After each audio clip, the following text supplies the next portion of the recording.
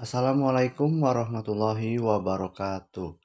Selamat datang adik-adik semua. Hari ini kita akan belajar matematika kelas 8 dengan tema Teorema Pitagoras. Peta konsep. Teorema Pitagoras dibagi menjadi 5, yaitu ada definisi, ada pembuktian, ada kebalikan dari teorema Pitagoras, sifat-sifat sudut istimewa, kemudian pemecahan masalah. Observasi. Seorang tentara sedang dalam misi penyelamatan wisatawan yang terjebak di atas sebuah menara pengawas yang berada di lepas pantai. Nah, di sini ada ilustrasinya ya. Nah, teorema Pitagoras itu selalu berbentuk segitiga. Menemukan dan membuktikan teorema Pitagoras. A. Menemukan teorema Pitagoras pada segitiga siku-siku. Kita akan mempelajari masalah-masalah khusus tentang hubungan antara ketiga sisi segitiga siku-siku. Perhatikan gambar berikut. Kini amati secara seksama bahwa luas persegi BCGH sama dengan luas persegi ADEF kurangi luas segitiga ABC plus segitiga CFG plus segitiga GEH plus segitiga BDH sama dengan 29 satuan.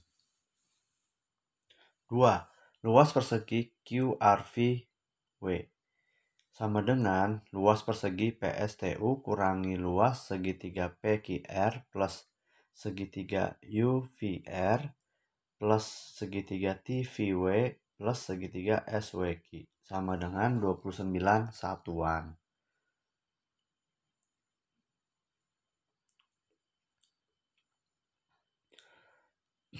Nah, jika kedua bentuk peragaan pada gambar 6.5 kita nyatakan secara umum, maka hasilnya adalah seperti gambar berikut. Jumlah luas persegi sisi tegak A kuadrat plus B kuadrat sama dengan luas persegi sisi miring C kuadrat. Secara aljabar berarti A kuadrat plus B kuadrat sama dengan C kuadrat. Untuk memastikan kebenaran atau ketidakbenaran dugaan, jumlah luas persegi sisi siku-sikunya sama dengan luas persegi sisi miring. Secara formal, matematika pengujiannya harus dilakukan secara deduktif. Kesimpulan tersebut dikenal sebagai teorema Pitagoras pada segitiga siku-siku. Membuktikan teorema Pitagoras secara deduktif. Pembuktian bahwa segi empat yang ada di sisi miringnya EFGH berbentuk persegi. Perhatikan penalaran berikut. Segi 4 ABCD berbentuk persegi. Keempat segitiga siku-siku yang berada di bagian-bagian pojoknya kongruen. Bentuk dan ukurannya sama. Kesimpulan, karena siku G2 90 derajat, terbukti bahwa siku G2 siku-siku. Dengan cara yang sama akan terbukti pula bahwa siku-siku E2, siku-siku F2, dan siku-siku H2 juga sudut siku-siku. Jadi, EFGH merupakan segi empat yang berbentuk persegi.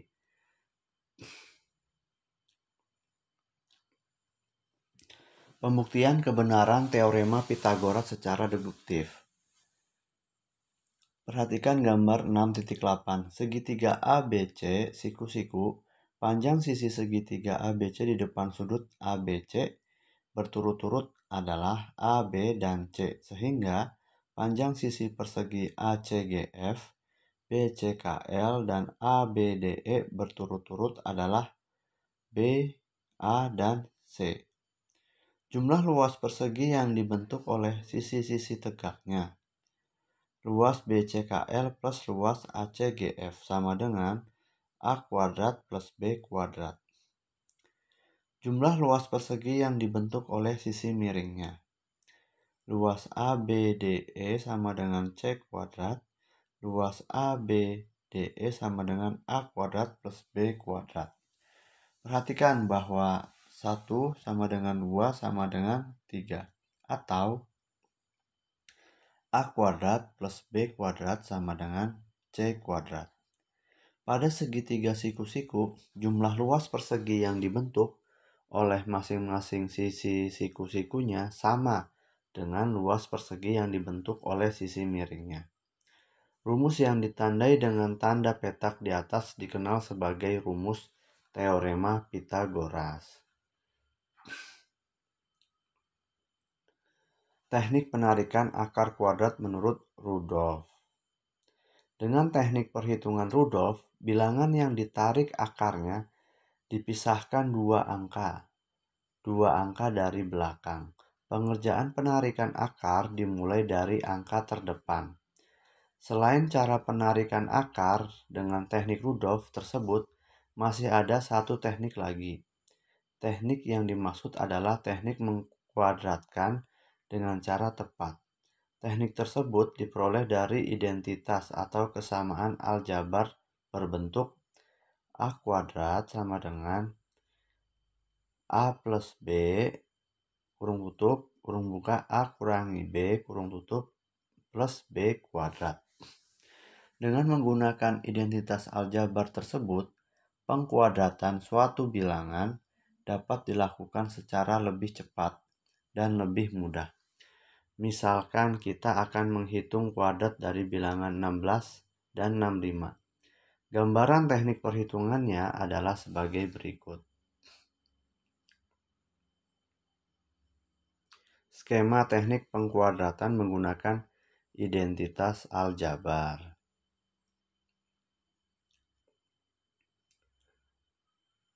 Teknik menguadratkan. Letakkan di bagian tengah bilangan yang akan dikuadratkan, misalkan 16. Naikkan atau turunkan bilangan 16 tersebut ke bilangan yang perkaliannya mudah dicongak. Misalnya, bilangan yang perkaliannya mudah dicongak adalah 10 atau 20. Jika 16 kita turunkan ke bilangan 10, berarti turun 6 karena diturunkan 6. Maka bilangan di sebelah kanannya harus dinaikkan 6 sehingga menjadi 22. Sebaliknya, jika kita memilih 16 dinaikkan ke bilangan 20, yakni naik 4, maka bilangan di sebelah kirinya harus diturunkan 4 menjadi 12. Perhatikan kedua cara menguadratkan bilangan 16 tersebut. Diperoleh keduanya memberikan hasil akhir sama, yakni 256. Dengan cara yang sama akan kita dapatkan bahwa 16 kuadrat sama dengan 256.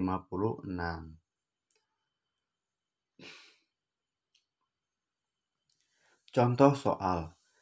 Hitunglah panjang sisi tegak segitiga di samping yang belum diketahui jika panjang sisi miring dan salah satu sisi tegaknya pada suatu segitiga siku-siku masing-masing adalah 16 dan 65 satuan.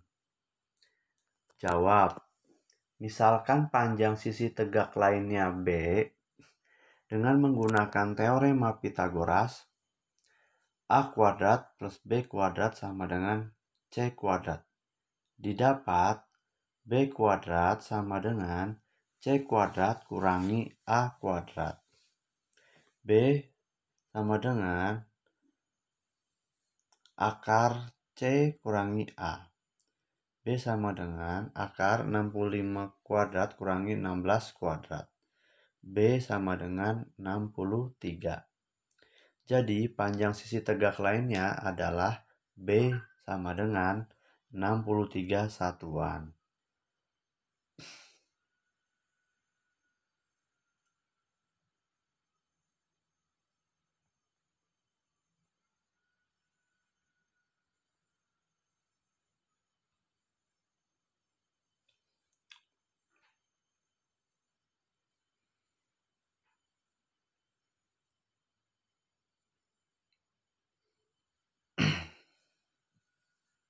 Kesimpulan, untuk setiap segitiga ABC siku-siku berlaku teorema Pitagoras. Segitiga ABC dengan sisi terpanjang C adalah segitiga siku-siku. C kuadrat sama dengan A kuadrat plus B kuadrat. Dibaca, segitiga ABC dengan sisi terpanjang C adalah segitiga siku-siku jika dan hanya jika C kuadrat sama dengan A kuadrat plus B kuadrat. Contoh soal. Selidiki apakah triple bilangan 12, 5, dan 13 merupakan ukuran panjang sisi-sisi dari sebuah segitiga siku-siku. Jawab, bilangan terbesar pada triple 12, 5, 13 adalah 13. Pada segitiga tersebut, 13 adalah ukuran sisi yang terpanjang, dan panjang sisi-sisi siku-sikunya adalah 12 satuan dan 5 satuan. Karena benar bahwa 13 kuadrat sama dengan 12 kuadrat plus 5 kuadrat, maka terbukti bahwa segitiga dengan panjang sisi-sisinya 12, 5, dan 13 adalah segitiga siku-siku. Sudut siku-sikunya adalah sudut yang menghadap sisi terpanjang.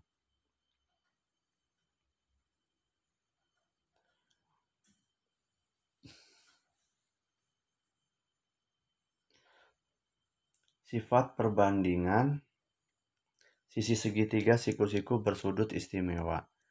Sudut-sudut yang memiliki besar 30 derajat, 45 derajat, dan 60 derajat dikenal sebagai sudut istimewa. Mengapa? Sebab sudut-sudut yang besarnya 30 derajat, 45 derajat, dan 60 derajat dapat dilukis menggunakan jangka dan penggaris sudut-sudut istimewa. Selengkapnya adalah seperti berikut. 0 derajat, 30 derajat, 45 derajat, 60 derajat, dan 90 derajat. Perhitungan-perhitungan yang melibatkan sudut-sudut istimewa akan sering kamu jumpai pada ilmu-ilmu lainnya, seperti fisika, ekonomi, dan teknik konstruksi. Sebab, untuk mendapatkan apa sebenarnya yang diketahui dan apa saja yang harus dihitung tidak harus melihat tabel dan tidak harus menggunakan kalkulator.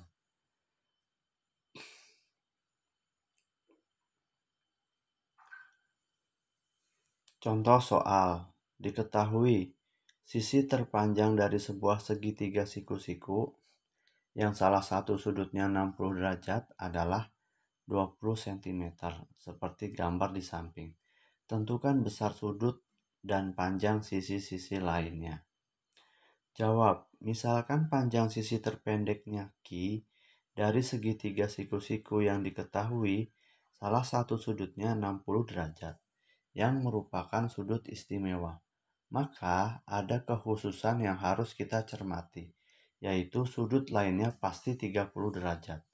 Dan perbandingan sisi-sisinya mengacu pada sifat dua segitiga siku-siku, seperti pada gambar A. Dengan membandingkan unsur-unsur antara kedua gambar yang bersesuaian itu, maka akan kita peroleh 2Q sama dengan 20. Q sama dengan 10. Jadi besar sudut lainnya 30 derajat. Dan panjang sisi yang ketiga adalah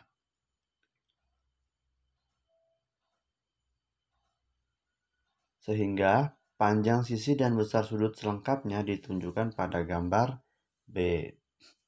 Nah, di sini ada gambar A dan gambar B.